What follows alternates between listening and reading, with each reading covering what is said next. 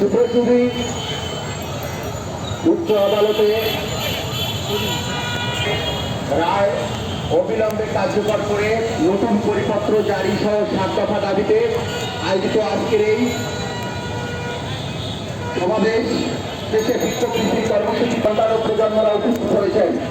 আমাদের আজকের এই কর্মসূচির মধ্য দিয়ে আমরা সুস্পষ্টভাবে সরকারের কাছে 7 দফা দাবি জানিয়েছি। অবিলম্বে সংবিধান অনুযায়ী মহামান্য হাইকোর্ট মুক্তিযুদ্ধ কোটা বহালের রায় দিয়েছে। সেই রায় অবিলম্বে কার্যকর করে 2018 সালের অবৈধ পরিপত্র বাতিল করে নতুন পরিপত্র জারি করতে হবে।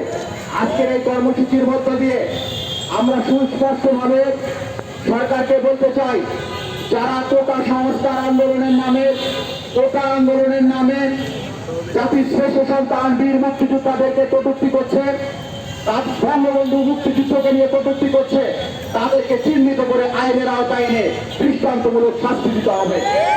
কারণ এদেশ আমাদের বাবারা স্বাধীন করেছিল বলে আজকে আপনারা রাষ্ট্রীয় ক্ষমতা পরিচালনা করছেন।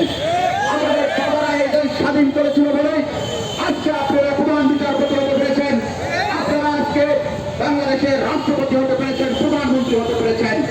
আমাদের বাবারা যুদ্ধ করেছিল বলেই আজকে বঙ্গবন্ধু জাতির পিতা হতে পেরেছেন। সুতরাং আমাদেরকে নিয়ে দেশে কেউ কটূক্তি করলে আমরা তাদেরকে এক বিন্দু ছাড় দেব না। মুক্তিযোদ্ধা